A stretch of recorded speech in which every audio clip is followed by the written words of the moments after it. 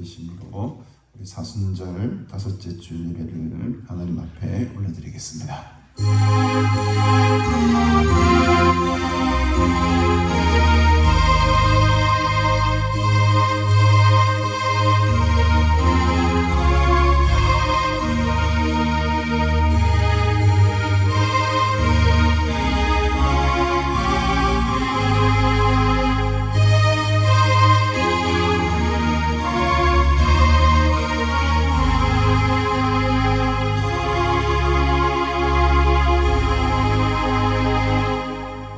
사도신경으로 신앙 고백합니다.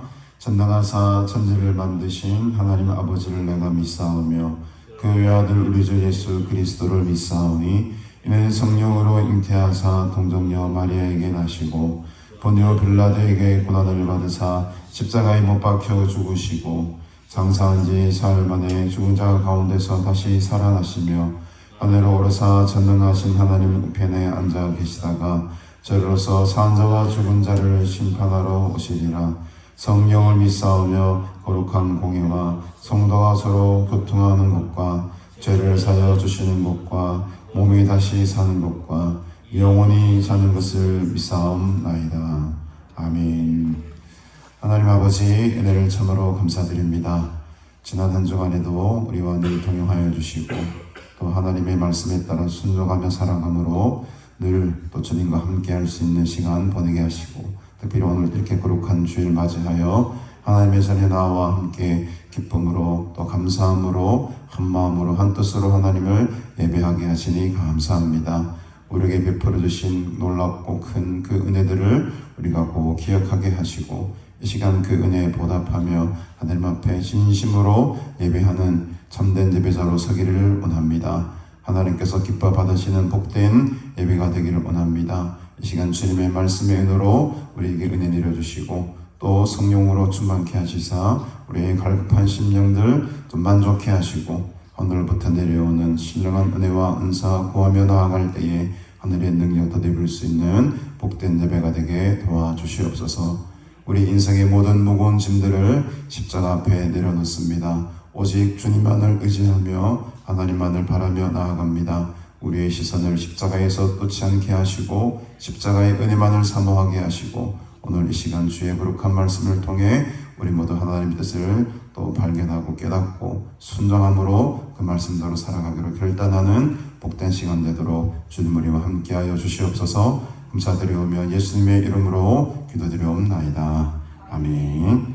찬송가 우리 9장 1절 부르시면서 하나님께 영광 돌리겠습니다.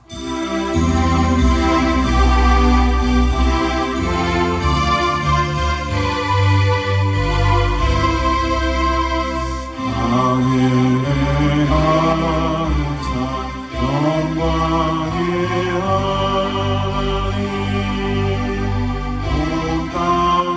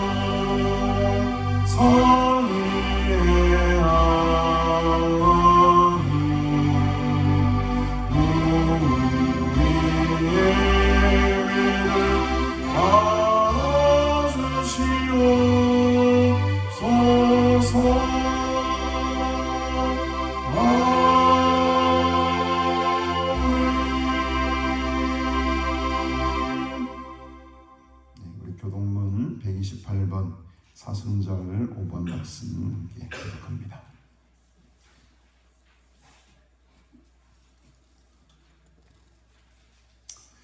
나의 영혼이 잠잠히 하나님만 바라며 나의 구원이 그에게서 나오는도다.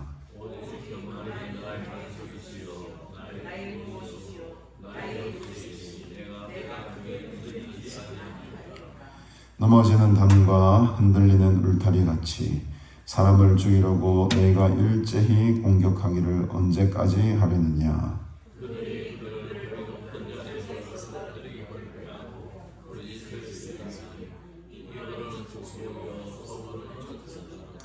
나의 영혼아 잠잠히 하나님만 바라라. 무릇 나의 소망이 그로부터 나오는도다.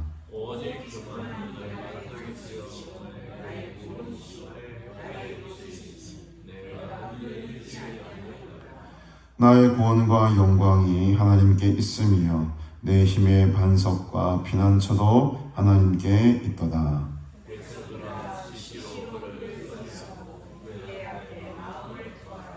하나님은 우리의 피난처시로다.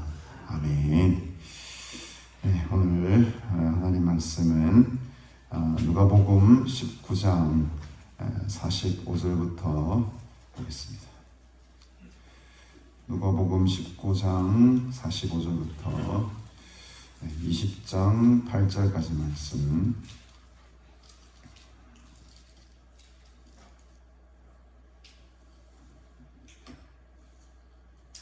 네, 제가 말씀을 번복하겠습니다. 누가복음 19장 45절부터입니다. 우리 말씀 봉독 후에 우리 김수아 죽어있는 목사님으로 되어 있나요? 김수아 장로님 기도해 주시겠습니다. 제가 성경 읽겠습니다. 성전에 들어가사 장사하는 자들을 내쫓으시며 그들에게 이르시되 기록된 바 내 집은 기도하는 집이라 집이 되리라 했거늘 너희는 강도의 소굴을 만들었도다 하시니라. 예수께서 날마다 성전에서 가르치시니 대제사장들과 서기관들과 백성의 지도자들이 그를 죽이려고 꾀하되 백성이 다 그에게 귀를 기울여 들으므로 어찌할 방도를 찾지 못하였더라. 하루는 예수께서 성전에서 백성을 가르치시며 복음을 전하시니세 대제사장들과 서기관들이 장로들과 함께 가까이 와서 말하여 이르되 당신이 무슨 권위로 이런 일을 하는지 이 권위를 준 이가 누구인지 우리에게 말하라. 대답하여 이르시되 나도 한 말을 너희에게 물으리니 내게 말하라. 요한의 세례가 하늘로부터냐 사람으로부터냐. 그들이 서로 의논하여 이르되 만일 하늘로부터라 하면 어찌하여 그를 믿지 아니하였느냐 할 것이요 만일 사람으로부터라 하면 백성이 요한을 선지자로 인정하니 그들이 다 우리를 돌로 칠 것이라 하고 대답하되 어디로부터인지 알지 못하노라 하니 예수께서 이르시되 나도 무슨 권위로 이런 일을 하는지 너희에게 이르지 아니하리라 하시니라. 아멘.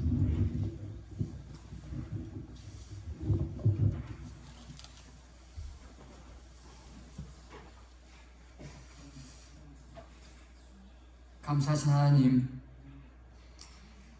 이렇게 화창한 날씨 가운데 이렇게 깨끗한 공기를 마시며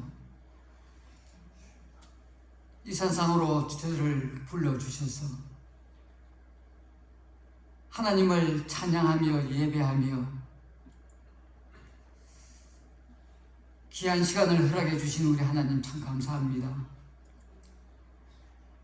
이렇게 봄날을 맞이하여서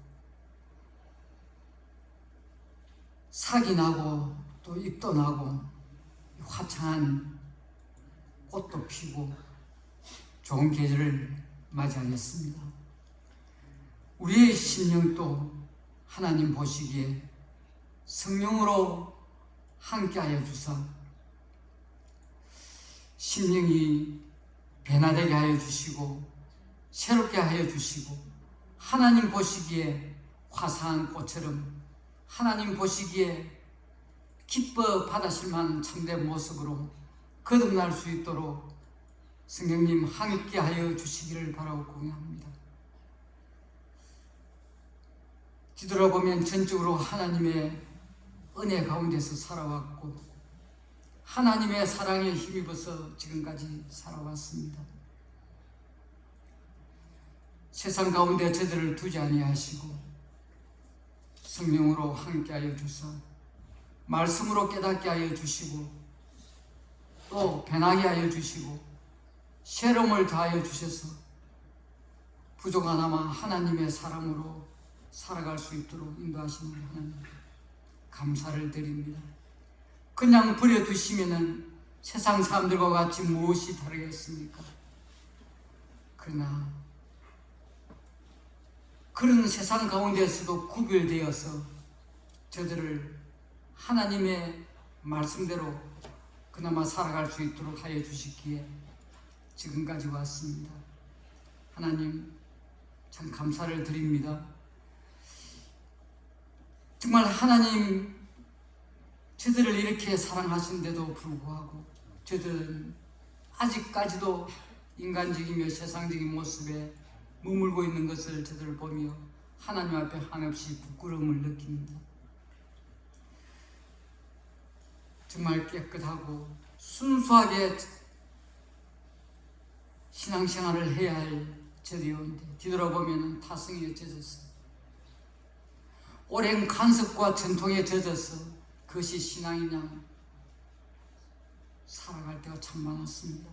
하나님 성령께서 저들을 온전히 주장하여 주셔서 말씀으로 거듭나게 하여 주시고 진정 하나님께서 기뻐하시고 원하시는 뜻을 헤아려 옛것을 벗어버리고 새 사람을 입을 수 있도록 함께하여 주시기를 원합니다.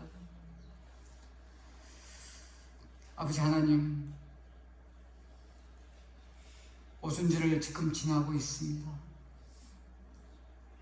하늘 영광 세세토록 영광 받으실 주님께서 인간이 옷을 입고 이 땅에 오신 우리 예수님, 공생애를 시작하기 전 40일 금식하시고 사탄 마귀 유혹 뿌리치시고 회개하라 천국이 가까우니라고 천국 복음을 전하면서 인간들에게 모신 핍박, 고통, 아픔 다 당하시며 십자가에 돌아가신 우리 예수님, 그 예수님 은혜에 감사 잊지 않게 하여 주시기를 원합니다. 주님의 가신 그 발자취 결단코 흩뜨리지 않고 굳이 나아가는 믿음의 사람들이 다 될 수 있도록 함께하여 주옵소서. 부활의 주님을 생각하며 더욱더 주님 가신 그 길이 결단코 헛되지 않고 아름답다는 믿음을 갖고 살아가는 저들 될 수 있도록 함께하여 주옵소서. 아버지 하나님, 이 나라의 백성을 불쌍히 여겨주시기를 원합니다. 지금 대외적으로 미국의 관세를 이렇게 참 압박을 당하고 있고 세계 무한 경쟁 가운데서 살아가고 있는 이때 저희 나라는 지금 심히 어려움을 당하고 있습니다. 대통령이 탄핵을 당하고 반면까지 이렇게 당했습니다. 국민은 말할 수 없는 대립과 갈등으로 흩어져 있습니다. 지위와 상식은 무너지고 있습니다. 아버지 하나님, 이 조그만 나라에서 우리 하나님께서 이토록 사랑하사 이렇게 살기 좋은 나라로, 부강한 나라로 만들어 주셨지만 인간의 욕심으로 또 잘못된 국가관으로 인하여서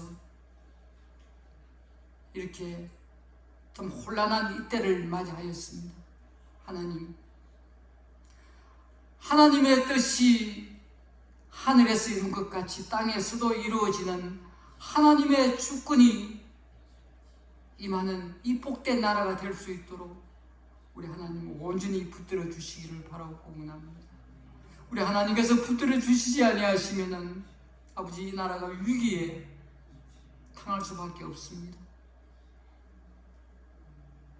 지금 정치적으로, 사회적으로, 경제적으로 미래가 불확실한 이 시대에 이 모든 것을 주관하시며 다스리시는 우리 하나님의 손에 있다는 것을 저들은 아는데, 하나님 이 나라 위에 궁유를 베풀어 주시고 복을 다하여 주시고 회복시켜 주시기를 바라옵고 원하옵나이다.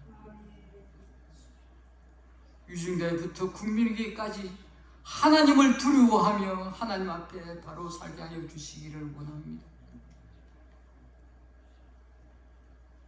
아버지 하나님, 우리 가난을 기억해 주시기를 원합니다.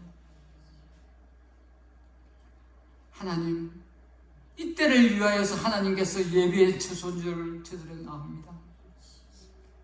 이 어려운 때에 나라와 민족과 국민과 교회와 아버지 이 모든 것을 위해서 기도할 때인 줄 아는데, 이곳을 통하여서 주님께서 귀하게 쓰임받는 동산으로 부족함이 없도록 함께하여 주옵소서.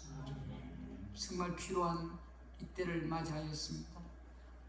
우리 하나님, 우리 가난이 이 국가와 많은 교회들과 신앙 성도들 위에 우리 하나님의 신앙 손길이, 영향력이 이 동산을 통하여서 나타날 수 있도록 은혜를 베풀어 주시옵소서. 특별히 세우신 우리 목사님 기억해 주시기를 원합니다. 주께서 세우셨고 지금까지 붙들어 주셨습니다. 주의 손에 붙들림 받으어서 주께서 귀하게 쓰시는 귀한 목사님 될 수 있도록 함께하여 주옵소서. 많은 교육자들이 하나님, 또 많은 성도들이 보기에 참 안타까운 모습을 보이는 이때에 우리 하나님께서 정말 기뻐하시고 이 나라가 필요로 하며 온 교회들이 필요로 하는 귀한 주의 종으로 부족함이 없도록 사용하여 주시기를 바라고 원합니다. 아버지 하나님, 교회에서 주의 나라를 위해서 수고하는 여러 종들, 그 선교사들을 기억해 주시기를 원합니다. 그들이 주님을 진정으로 사랑하며 복음의 빚진 자로 땅끝까지 주님 나라를 위해서 헌신하고 봉사하는 그들, 그 수고가 결단케 헛되지 않게 하여 주시고 영혼들을 바라볼 때마다 불쌍한 마음이 생겨나게 하여 주시고 그들이 가는 곳마다 주님의 이름과 주님의 나라가 확장될 수 있도록 함께하여 주옵소서. 우리는 다 나가서 복음을 전하지 못하지만은 그들을 위해서 물질로, 기도로 함께 동참하여 하나님의 거룩한 나라를 세워갈 수 있도록 은혜를 베풀어 주시옵소서. 주님, 오늘도 저들을 불러주셨습니다. 세우신 목사님을 통하여서 말씀이 증거될 때에 저들이 깨닫게 하여 주시고 말씀으로 회복되게 하여 주시고 새로워지는 큰 은혜가 있게 하여 주옵소서. 우리 하나님께 감사하며 예수님 이름으로 기도합니다. 아멘.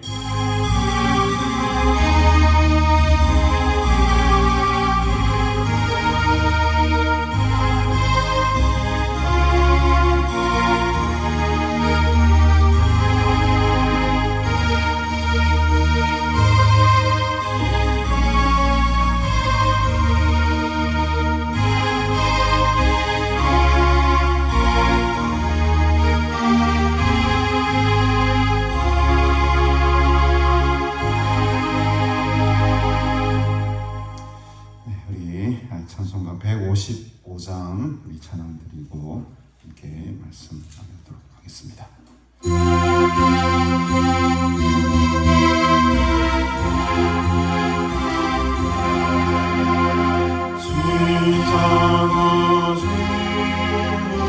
주의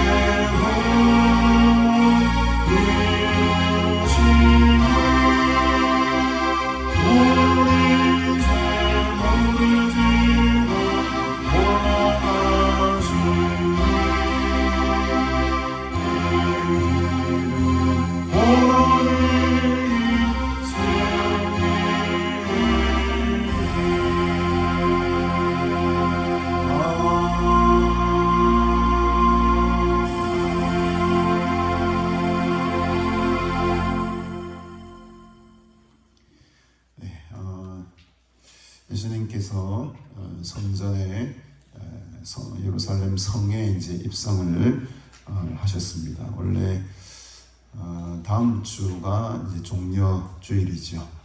종려주일은 바로 예수님께서 예루살렘 성에 이제 입성하시는 날인데요. 우리가 조금 미리 그 장면을 땡겨서 본 것 같습니다. 예루살렘 성에 들어가신 첫날 밤을 보내시고 오늘 이 본문의 시작은 두 번째 날, 그러니까 이제 고난 주간으로 따지자면 둘째 날이 되겠습니다.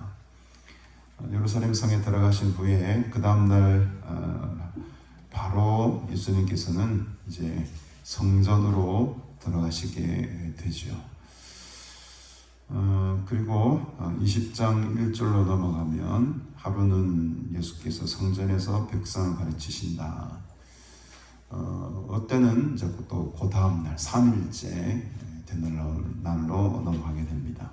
그러니까 오늘 기사는 이틀째 날, 예루살렘 성에 들어가신 후 이틀째 날과 3일째 날에 일어났던 일을 기록하고 있는 것이죠. 그래서 이제 예수님께서 예루살렘 성에서 가장 먼저 하신 일은 이제 성전에 들어가신 일이었다. 오늘 성전이라는 말은 여러 단어들이 있는데 특별히 누가복음에서 쓰인 이 성전이라는 단어는 이방인들도 들어갈 수 있는 성전의 바깥들까지도 다 포함하는 굉장히 광범위한 의미를 가진 단어입니다. 그러니까 원래는 이제 성소, 성전이라고 하면은 우리가 생각하기에 이 거룩한 지성소 이런 것으로만 우리가 인식할 수도 있지만 누가복음이 사용한 이 성전의 개념은 그런 어떤 성소의 개념보다도 더 넓은, 그래서 그 당시에는 이제 이방인이 들어갈 수 있는 뜰이 있었고 유대인이 들어갈 수 있는 뜰이 있었고 그다음 제사장들이나 레위인들이 들어갈 수 있는 구역이 다 구분되어 있지 않습니까? 그래서 히에론이라는 단어를 쓰는데 이 성소, 이 성전이라는 말은 이방인들까지도 들어갈 수 있는 구역까지 다 포함하는 그런 뜻을 가진 단어입니다. 그러니까 이제 성전에 들어가셔서 보니까는 그 성전 입구나 이 이방인들 같은 데서 어떤 일들이 막 벌어집니까?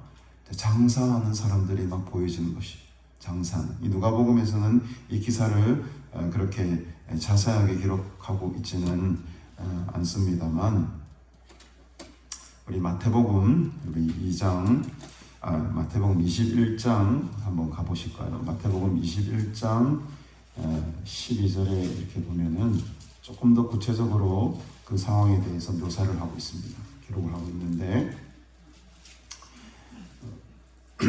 예수께서 성전에 들어가사 성전 안에서 매매하는 모든 사람들을 내쫓으시며 그 매매하는 사람들 가운데 어떤 사람들이 있었느냐? 돈 바꾸는 사람들 있었고요. 또 비둘기를 파는 사람들도 있었다라고 조금 더 마태복음은 구체적으로 기록을 합니다. 이 환전하는 사람들이 있었다는 거죠. 또 비둘기를 파는 사람들이 있었다. 그러니까 이것들은 다 뭐와 관련된 겁니까? 성전에 들어가서 헌물을 하고 예물을 하고 이제 제물을 바치는 일과 관련되어 있죠. 그래서 이제 예루살렘 성전을 찾는 사람들은 먼 길을 또 타국에서 오는 사람들도 있었고 먼 지방에서 온 사람들도 있었기 때문에 이 사람들이 환전을 해가지고 그 당시 예루살렘에 쓰이는 동전으로 바꿔야 될 필요도 있었고 또 뭔가 재물을 바쳐야 되는데 그냥 빈손으로 갈 수는 없으니까 거기서 비둘기를 사든지 뭐 여러 가지 양도 살 수도 있고 돈이 좀 많은 사람들은 소도 샀겠죠. 이렇게 이제 사가지고 이제 성전에 들어가야 되는 거예요. 그러다 보니까는 예루살렘 성전이 점점 그런 장사하는 사람들이 넘쳐나기 시작했던 거죠. 예루살렘 성을 이렇게 쭉 지도를 보면은 우리 어제 느헤미야의 말씀을 함께 나누면서 토요일 오전 예배 때마다 느헤미야 말씀을 나누는데 그 이미지가 있습니까? 한번 잠깐 찍어주셨으면은 그 성전이 들어가는 입구가 바로 이 양문이라는 곳에 있습니다. 양문을 통과하는 순간 바로 성전이 눈앞에 보여요. 그래서 이 양문이라는 것은 여러분 뒤쪽에 계신 분들은 잘 안 보이실 텐데 북쪽에 있습니다. 저기 오른쪽 모서리죠. 저 위에 양문이라는 곳이 있어요. 양이 무슨 문입니까? 양이 드나드는 문이라 해서 양문인 거죠. 그러니까 이쪽으로는 많은 양들뿐만 아니고 소나 염소나 또 이런 비둘기 파는 사람들이나 이 성전이 가까이 있는 문이기 때문에 곧 바로 밑에 여기가 성전입니다. 여기 성전이에요.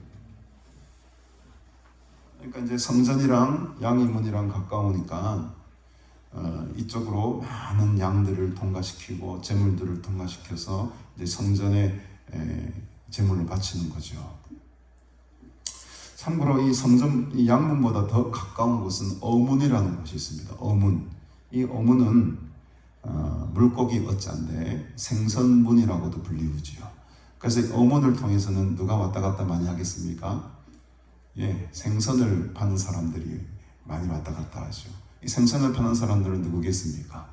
저 북쪽에서 내려오는 갈릴리 호수에 사는 사람들이 갈릴리 호수까지 사는 어부들이 물고기를 잡아다가 이 어문을 통해서 그러니까 예루살렘 성 문들은 각자의 그 고유한 임무들이 있는 것이요.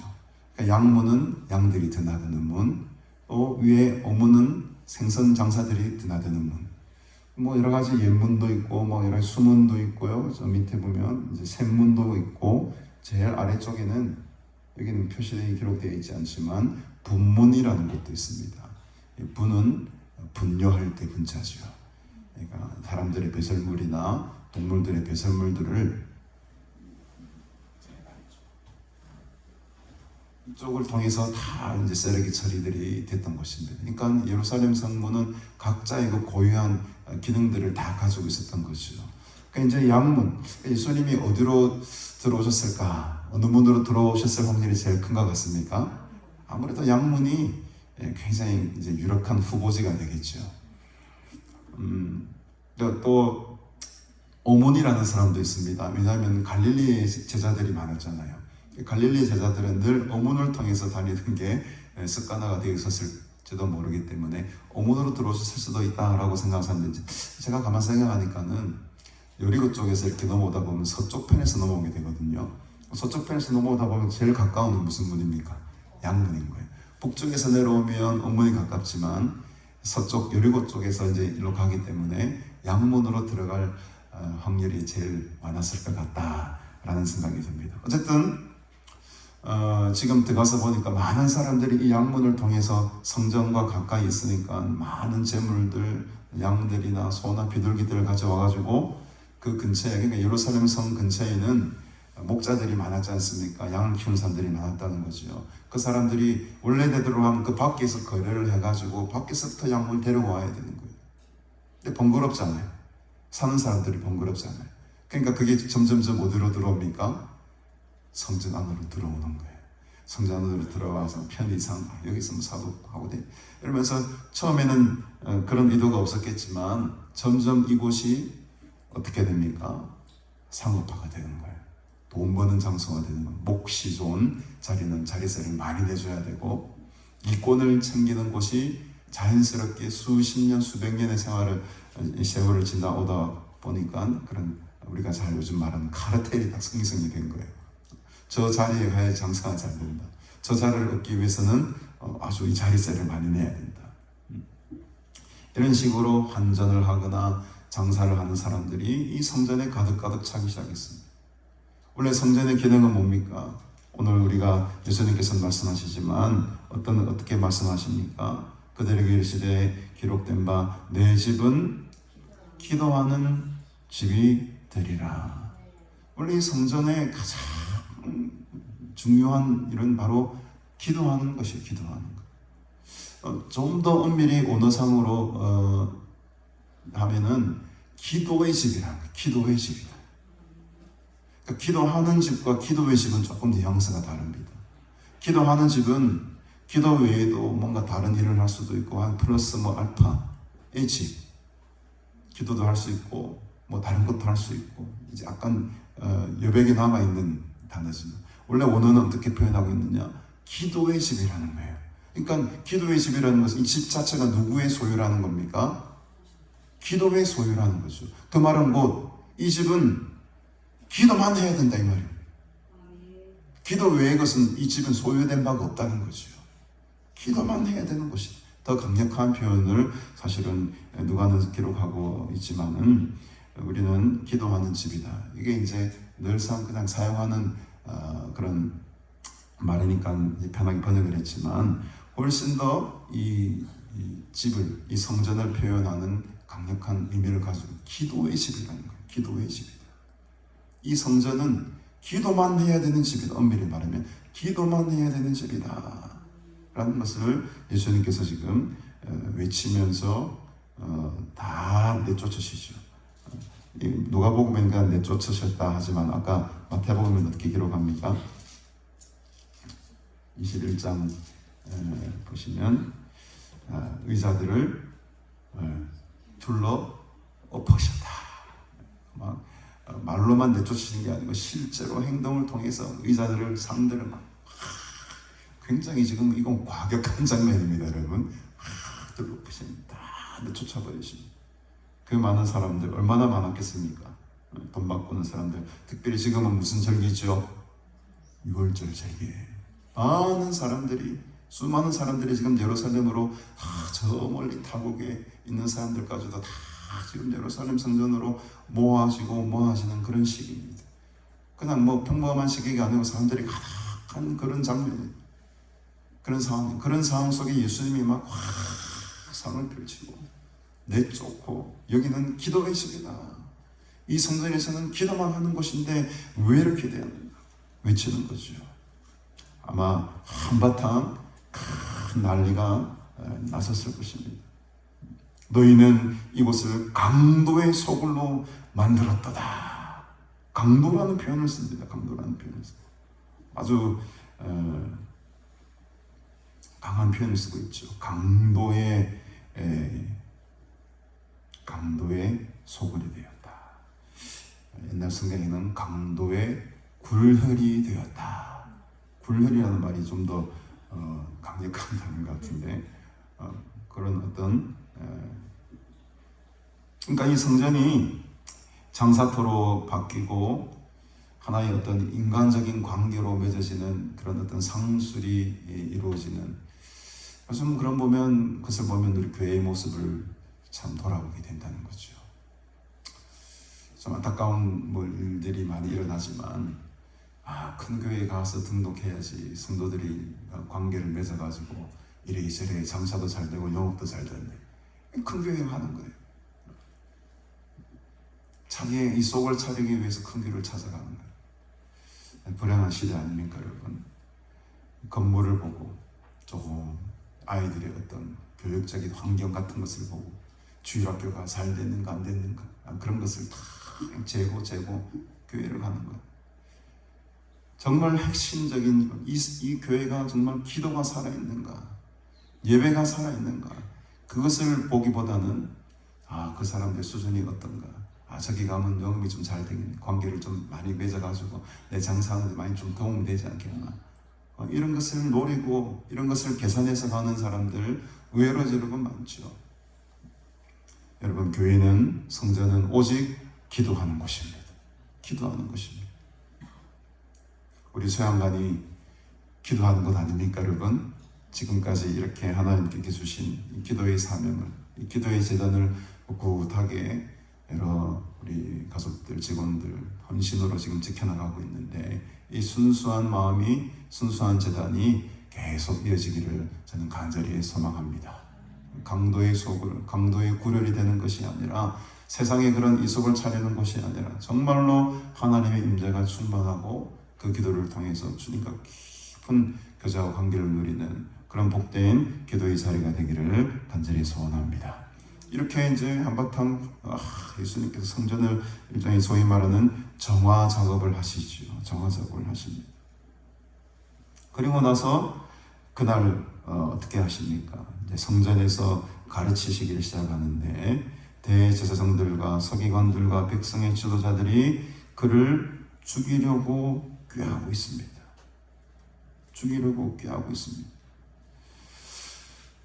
성전에서 들어가는 것은 들어갈 수 있지만, 성전에서 누군가를 가르친다라는 것은 어떤 권위를 부여해야 되는 일이거든요. 근데 이 성전에서 가르쳤다, 가르칠 수 있는 사역을 하셨다, 이것은 당시에 어떤 제사장들이거나 또 서기관들이 볼 때에는 굉장히 이건 이상한 현상을 넘어서서 오만한 행동으로 보일 수밖에 없는 거죠. 여러분 한번 가만 생각해 보십시오. 제가 이 강단에 제가 아닌 이상한 잘 모르는 사람이 와서 갑자기 와서 막 설교를 한다. 여러분들이 그 설교가 잘 들리겠습니까? 딱 저 사람 뭐지? 이런 마음 들지 않겠습니까? 딱 그런 현상인 거죠. 아니 그냥 아무런 직책도 없고 아무런 제사장도 아니고 서기관도 아닌 사람이 갑자기 와가지고 성전에서 다 가르치기 시작하는 겁니다. 그러니까 이 대제사장들과 이 서기관들이 또 백성의 지도자들이 도대체 이해가 안 가는 거예요. 저 사람이 좀 또라이가 갑자기 와가지고 막 뭘 전하는데, 20장에 보면은 그 다음 날에 보면은 하루는 예수께서 성전에서 백성을 가르치시는데 무엇을 전하신다고 합니까? 복음을 전하셨다, 이렇게 표현하거든요. 복음. 이 복음이라는 게 여러분 뭐겠습니까? 여러 가지 이야기들이 이제 나올 수도 있지만, 제가 생각하기로 이 복음이라는 것은 앞에 이제 기도에 관한 이야기를 하셨잖아요. 기도하는 집이다. 그러니까 기도에 관한 말씀도 이 복음 안에 들어갈 수 있는 겁니다. 누가복음 바로 앞에 18장 한번 가보실까요? 18장 9절에 보면 또 자기를 의롭다고 믿고 다른 사람들을 멸시하는 자들에게 이렇게 말씀하십니다. 두 사람이 기도하러 성전에 올라가는데, 하나는 바리새인이요 하나는 세리다. 우리가 잘 아는 얼마 전에 함께 나누었죠. 바리새인은 나는 다른 사람들처럼 토색불이 간음을 한 자들 같지 아니하였고 이 세리와도 같지 아니하였습니다. 2번씩 금식하고 소득에 11조를 드렸습니다 라고 기도를 합니다. 세리는 멀리 서가지고 눈을 들어 하늘도 쳐다보지 못하고 가슴을 치며 나를 불쌍히 여기소서. 나는 죄인입니다. 이렇게 기도를 합니다. 그러면서 14절에 예수님께서 이에 저 바리새인이 아니고 이 사람이 의롭다 하심을 받고 그의 집으로 내려갔다. 자기를 높이는 자는 낮아지고 자기를 낮추는 자는 높아질 것이다. 이게 복음인 거죠, 여러분. 이런 가르침들을 성전에서 계속 가르치신 거예요. 그 설교를, 그 복음을 듣고 있었던 바리새인들이 열이 받겠습니까? 안 받겠습니까? 이런 비유를 통해서 지금 바리새인들의 기도가 잘못된 것이고, 정말 기도의 집에서 기도해야 될 사람들, 내용 뭔가? 가슴을 치며 나를 불쌍히 여겨달라, 나가 내가 죄인입니다라고 고백하는 그 사람이 참된 의로운 사람이다. 이게 복음이죠. 나를 높이는 자는 낮아지고 자기를 낮추는 자는 높아지리라. 이게 복음입니다. 이 복음의 말씀들을 성전에서 막 가르치기 시작합니다. 그리고 나중에 뒤에 나오지만 요한의 세례에 대해서 하늘로부터냐 사람으로부터냐 예수님이 묻지 않습니까? 그 사람들에게. 이런 것을 보면 아마 이런 말씀도 가르치셨을 것 같아요. 누가복음 우리 12장, 여러 복음의 내용들이 있겠지만 제가 대표적으로 한두 군데만 꼽아보는 겁니다. 누가복음 12장 49절을 한번 보실 거예요. 49절 50절 보면 내가 불을 땅에 던지러 왔노라. 이 불이 이미 붙었으면 내가 무엇을 원하리요? 나는 받을 세례가 있으니 그것이 이루어지기까지 나의 답답함이 어떠하겠느냐. 아마도 이런 말씀도 전해주셨을 것 같아요. 그러니까 그 세례가, 이 받을 세례라는 게 도대체 뭔가, 요한의 세례가 그럼 도대체 뭔가, 이런 것을 막 이제 바리새인들이 궁금증을 가질 수도 있겠죠. 예수님께서 지금 불을 땅에 던지러 왔다고 하잖아요. 이미 이 불이 이미 붙었으면 내가 뭘 원하겠니? 불이 지금 붙지를 않는다는 거죠. 여기서 내가 받을 세례가 뭐겠습니까? 이미 요한에게 세례를 받았지 않습니까? 여기서 내가 받을 세례라는 것은 바로 십자가의 죽음을 의미하는 거예요. 십자가의 죽음을 의미하는 거예요. 내가 이미 이제 앞으로 받아야 될 세례가 있는데 그것이 이루어지기까지 그 십자가의 죽음과 그것을 통해서 부활과 하나님의 그 구속의 역사들이 사역들이 있는데 나의 답답함이 얼마나 크겠느냐. 그것이 이루어지기까지 이 불을 모르는 너희들이 내가 얼마나 답답하겠느냐. 이런 것들이 하나의 복음의 내용들이었다는 거죠. 이 내용들을 그 외에도 뭐 수많은 다른 복음들도 많이 있겠지만 다른 말씀들도 가르침도 많았겠지만 제가 상상하는, 그래서 제가 늘 상상력을 발휘하라. 여기서 복음을 전하실 무슨 복음을 전했을까? 성경 안에서 답을 찾아보자는 거죠. 그럼 기도에 관한 말씀도 하셨을 것이고 불에 관한 말씀도 하셨을 것이고 종말에 관한 말씀도 하셨을 것이고 산상수훈에 관한 말씀을 또 가르쳐 주실 것이고 여러 가지 가능성이 열려 있지 않습니까? 그런 상상력을 동원해가지고 여러분 그 성전에서 복음을 전하시는 예수님의 모습을 한번 그려보십시오. 그런 복음을 전하니 이 대제사장들과 서기관들과 백성의 지도자들이 화가 이빨이 나는 거예요. 자기가 알지 못하는 메시지를 막 던지는 거죠. 아마도 대제사장들과 서기관들은 또 백성의 지도자들은 이 성전에서 물건을 파는 사람들과 굉장히 긴밀한 커넥트가 되어 있었을 겁니다. 그들에게 소위 말하는 리베이트를 받고 자리를 내주고 장사할 신자를 허락해주고 가까운을 주고 이러면서 서로가 상생하는, 안 좋은 쪽으로 상생이지만 서로가 도움을 받고 도움을 주는 그런 끈끈한 관계가 연결되어 있었어요. 근데 그거 고리를 끊어버리고 그들의 돈줄을 끊어버리니 거기서부터 이미 대제사장들과 서기관들은 마음이 틀려버리는 거예요. 그를 내쫓으려고 꾀한 게 아니고 그를 죽이려고 꾀할 정도. 사람의 마음이 이렇게 악하게 바뀌어요. 내쫓는 정도의 그런 꾀한 게 잔머리를 부르는 게 아니고 저 사람을 어떻게 하면 죽일까라고 고민을 하게 됩니다. 더 열받는 것은 48절에 보니까 백성들이 다 어떻게 합니까? 그에게 귀를 기울여 들었더라. 인기가, 나에게 주목받았던 인기가 정말 나사렛이라는 그 가난한 동네에서 태어난 예수라는 사람에게 모든 이목이 집중되는 것이요. 여기서 그에게 귀를 기울여 들었다라는 말을 좀 더 정확하게 번역을 하면 어떤 뜻이냐면 그의 입술에 매달린다 이런 뜻이에요. 여러분 그냥 이렇게 힘 빠지게 듣고 있는 게 아니고 여러분 철봉에 매달려 보십시오. 한 1분 정도 매달렸으면 얼마나 악을 씁니까? 안 떨어지려고 맞죠? 바들바들 거리면서 그런 뉘앙스를 가진 뜻이 그의 입술에 매달린다. 간절히 사모하는 마음으로 그 말씀만을 지금 붙들고 다 이런 뜻입니다. 그러니까 그냥 술렁술렁 그냥 따라 다니는 정도의 그런 의지가 아니고 강력한 의지와 강력한 그 매달림으로 이 주님께서 예수님께서 가르치는 그 말씀 귀를 팍 귀로 듣고 있는 거예요. 여러분 하나님 말씀 이 정도 사모하십니까? 바들바들 떨 정도로 주님 말씀 붙들고 사십니까? 나중에 그 철봉 있으니까 한 1분만 매달려 보십시오. 내가 이런 각오로 지금 안 떨어지려는 이 각오로 지금 하나님 말씀이 매달려 있는가 붙잡고 있는가?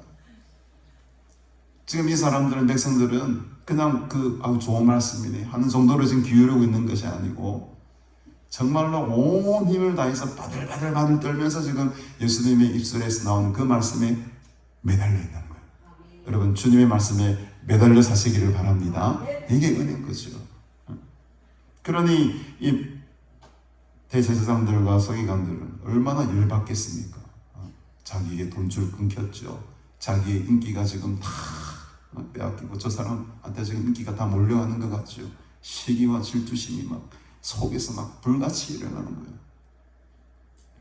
하루만 그렇게 가르친 게 아니고 날마다 성전에서 가르쳤다고 하지 않습니까? 20세를 넘어오셔서 예수께서 성전에서 백성을 가르치시는데 또 복음을 또 전하십니다. 이제 도저히 참을 수가 없어. 3일째 되는 날 대제사장들과 서기관들이 장로들과 함께 가까이 와서 이렇게 말합니다. 결국엔 터지는 거예요. 야, 당신이 무슨 권위로 이런 일을 하는 이런 일이 뭐겠습니까? 상을 엎고 성전을 정화시키고 복음을 전하고 기도에 대해 말씀을 또 어떻게 사는 것이 정말 의로운 삶인지 이런 여러 가지 복음에 대한 이야기를 하고 있는데 당신이 무슨 권위로 이런 일 우리에게는 너에게 내가 이렇게 성전에서 가르칠 수 있는 권위를 우리가 준 적이 없는데 누가 그런 권위를 주대? 이 권위를 준 이가 누구인지 우리에게 말하라.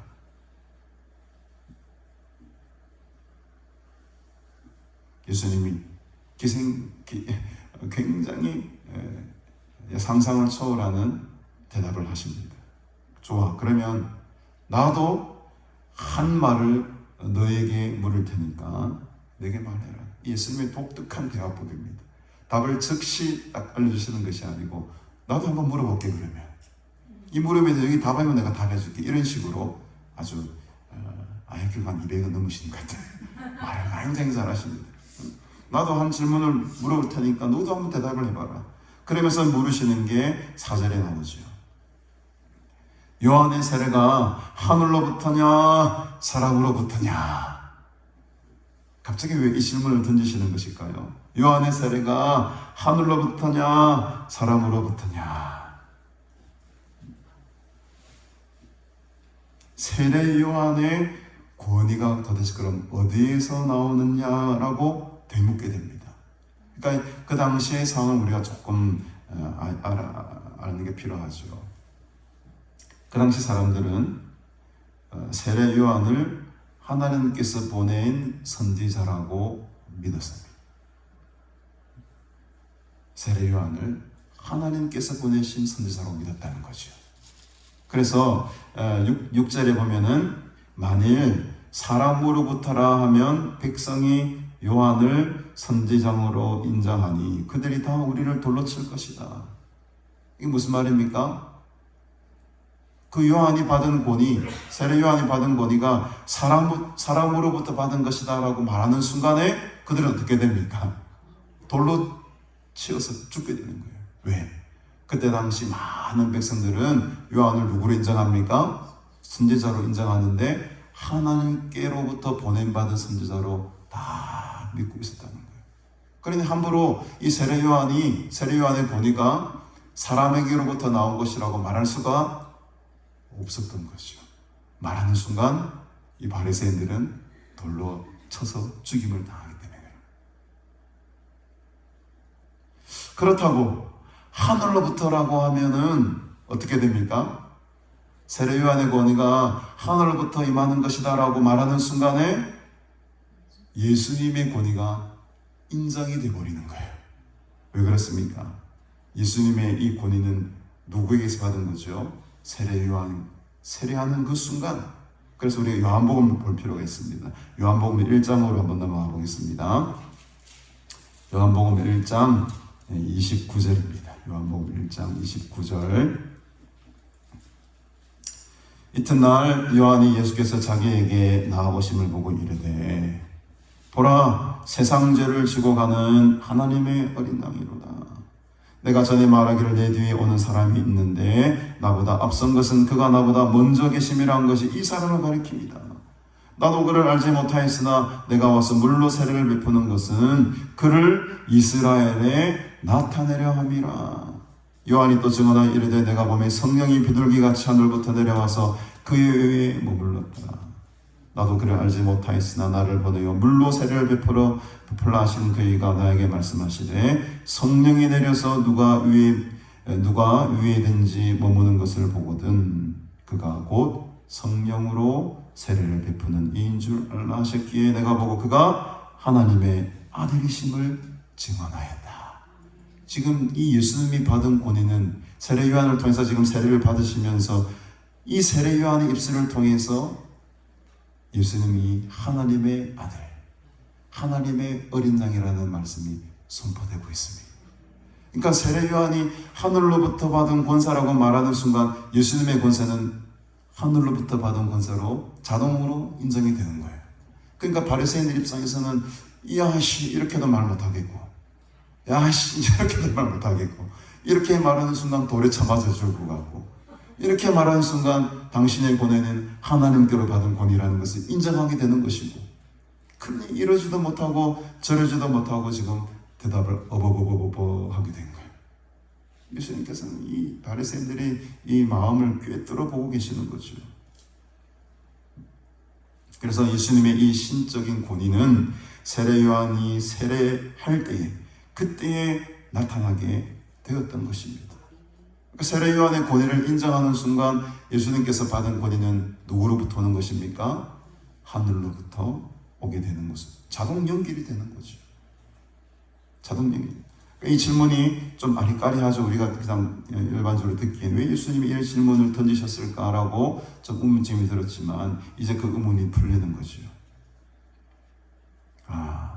만일 하늘로부터라고 하면 어찌하여 그를 믿지 아니하였느냐 할 것이고 세례 요한을 믿지 아니하느냐 할 것이고 또 사람으로부터라면 그 세례 요한을 다 선지자로 인정하는데 우리가 지금 돌로 죽임을 당할 것 같고 그래서 결국 결론이 뭡니까?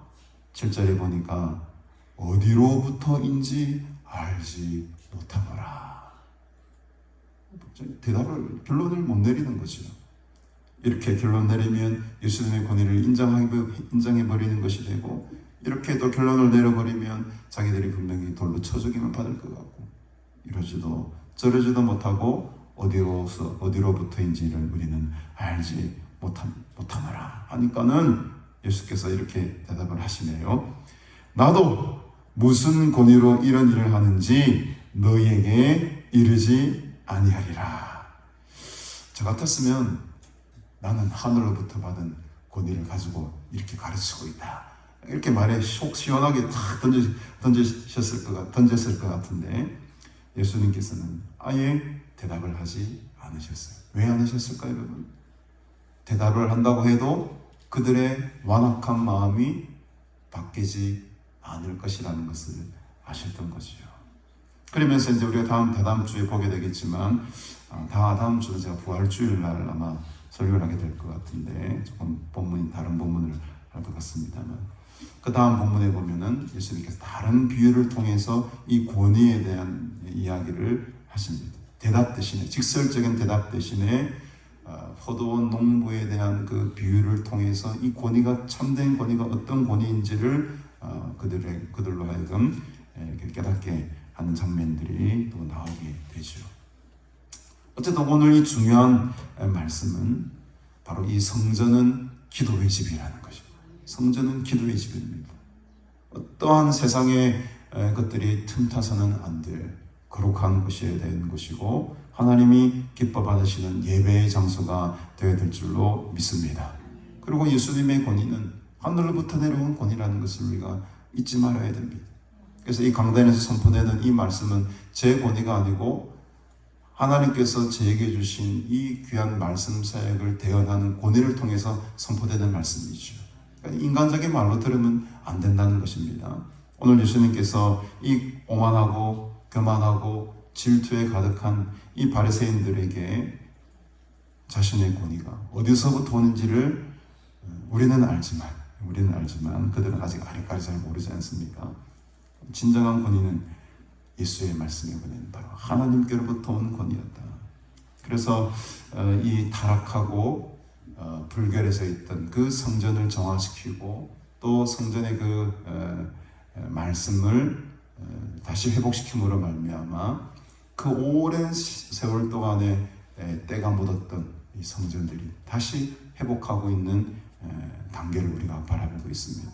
우리 교회들이 지금 많이 어려움을 처하고 많은 세상 사람부터 지탄을 받고 저는 결국 이 나라가 이렇게 어렵게 된 것도 우리 믿음의 사람들이 그동안 너무나도 안일하게 기어서 기도하지 못한 결과라고 또 생각을 합니다.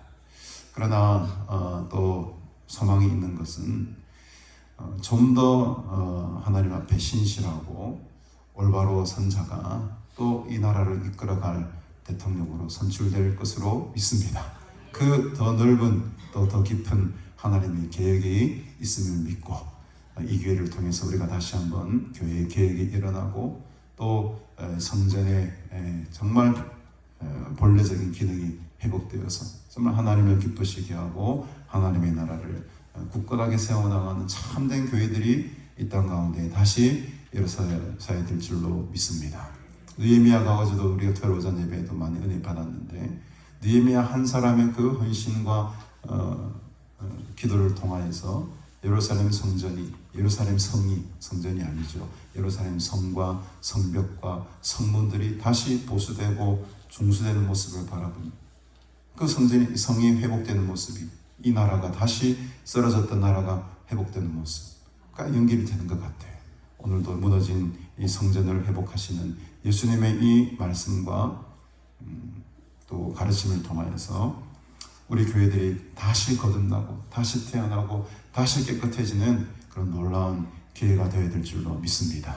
이 나라와 민족을 위해서 우리가 더욱더 기도하고 이 거룩한 기도의 재단에서 오직 하나님의 역사와 하나님의 능력이 나타나는 그런 귀한 나라고 복된 나라가 될 수 있도록 끊임없이 우리가 기도하고 하나님의 도우심을 구하시며 나가는 저와 여러분들이 되기를 주님의 이름으로 축복합니다.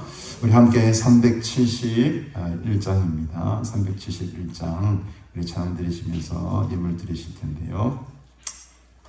371장 큰 풍파가 있을지라도 주님의 권능 하나님께로 받은 그 예수님의 권세와 권능으로 이 풍파들을 오히려 꾸짖으시고 담대히 나아가시는 여러분들 되기를 바랍니다. 구주여 광풍이 불어 함께 찬양 드립시다.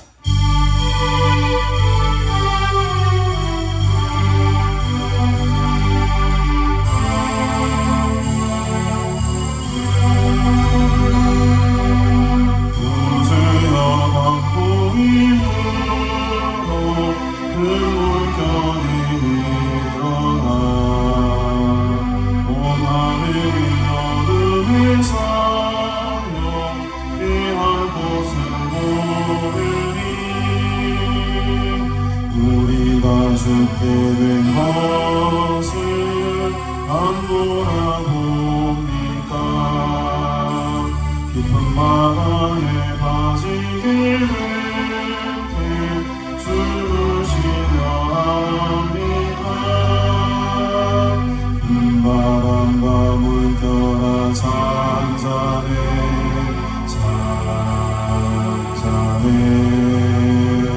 사납게 비도는 파도나 적응한 한마디나 아무것도 주 편안히 잠들어 의심에 위협한 올는 여기 없구나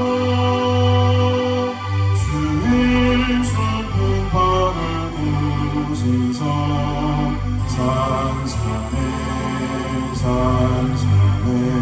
주의 슬픈 발을 부지서 찬송하라 부주여 떨리는 내 맘 성풍랑과 같아서 늘 불안에 쌓여서 사니 날 붙들어 주소서 세상의 풍파가 나를 삼키려 합니다 지금 주께 날 돌아오사 못 구원해 주소서 큰 바람과 물결아 잔잔해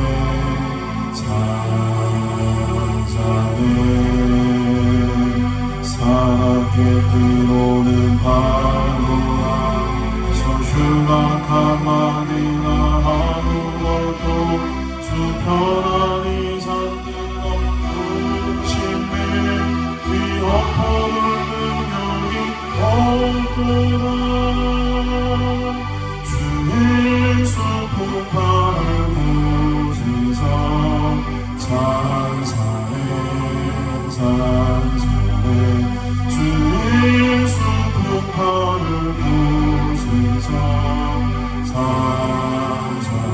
찬송하라 사랑은 왕국이 자고 큰 물결이 드시니 인상장한 바라와 같이 내 마음이 변하다 주여 늘 함께 계셔 떠나지 마소서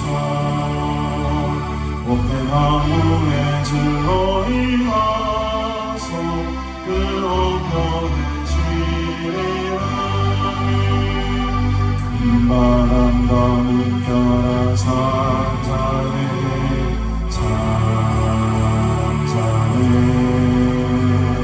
사납게 뛰노는 파도나 저휴가 한마디나 아무것도 주 편안히 잠들어 의심에 위협하는 능력이 없구나 주의 슬픈 발을 부지서 찬송해 주의 슬픈 발을 부지서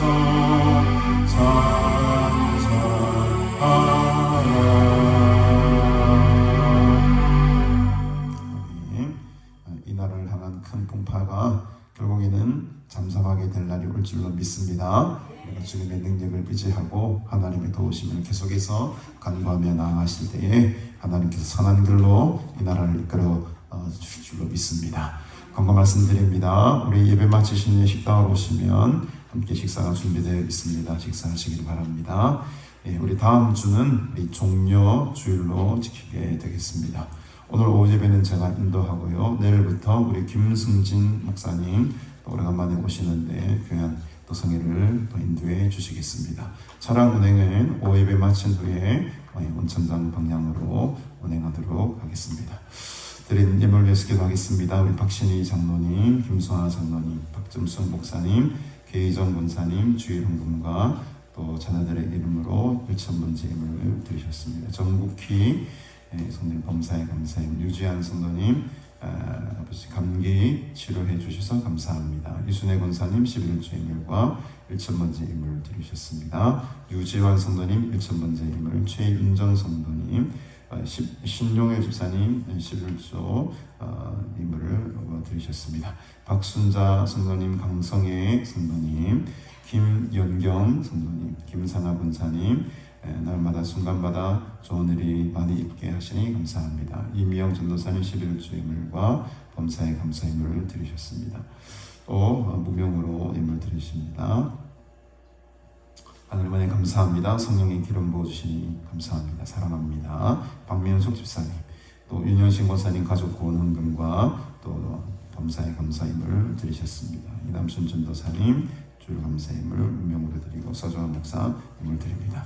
함께 기도하겠습니다. 하나님 아버지, 은혜를 참으로 감사합니다. 오늘도 하나님의 귀한 말씀을 통해 또 예수님의 가르침을 통해 깨닫게 하시고 또 이 성전이 정말로 아름다운 기도의 제단이 될 수 있도록 다시금 우리가 결단하고 결심할 수 있는 시간 허락하시니 감사합니다. 이 거룩한 기도의 제단이 이 시대적 사명을 잘 감당케 하시고 이곳에서 드려지는 예배와 기도가 하나님께서 기뻐 받으시는 순결한 예배가 되게 하시고 거룩한 제단 될 수 있도록 하나님 축복하여 주시옵소서. 예수 그리스도의 그 권위를 우리가 인정하며 또 하나님의 권위를 우리가 바라보며 이 세상 가운데에 이 복음의 말씀을 담대히 선포하며 살아가는 믿음의 사람들이 되기를 원합니다. 이 세상은 어지럽고 영적으로 어두운 시대를 우리가 살아가지만 우리가 깨어있어 기도합니다. 주님 주신 말씀 붙들고 기도할 때에 우리에게 참 승리와 능력이 나타나게 하시고 이 어둡고 또 절망 가운데 빠진 세대들을 또 하나님 앞으로 인도해내는 하나님의 귀한 말씀의 파수꾼들로 복음의 사명자들로 삼아 주시옵소서. 계속 이어지는 이 귀한 사순절 기간 동안에 주님의 고난에 더욱더 깊이 참여하게 하시고 십자가의 놀랍고 크신 은혜들이 우리 삶에 임하도록 하나님 우리와 함께하여 주시옵소서. 주님의 다시 오실 것을 우리가 기대하며 또 부활의 소망을 바라보며 이 귀한 절기를 보내며 나아갑니다. 주께서 베풀어 주신 그 귀한 은혜에 또 이 시간 감사하며 귀한 예물을 하나님 앞에 올려드립니다. 주님께서 기뻐 받으시는 아름답고 복된 예물이 되게 하시고 이 예물이 쓰이는 곳곳마다 주님의 영광 나타나도록 또 많은 사람들 주께로 돌아오는 전도와 선교의 사역에 귀하게 쓰임받는 복된 예물 되게 도와주시옵소서. 감사드리오며 예수님의 이름으로 축복하며 기도드리옵나이다. 아멘. 우리 이 시간에 갈릴리 가서 제자 삼아라 우리 찬양 드리시고 제가 축도함으로 예배를 마치도록 하겠습니다.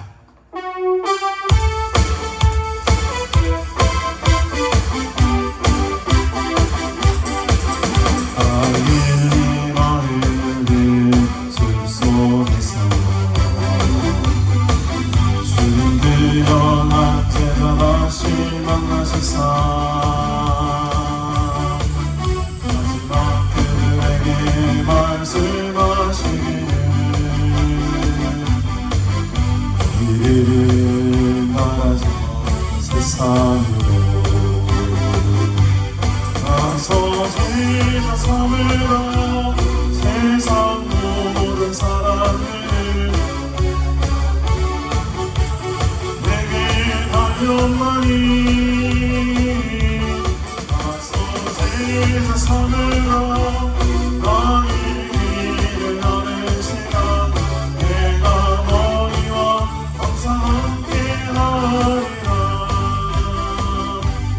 가서 세상 삼으라 세상 모든 사람들을 세상 모든 영혼이 내게 달려나니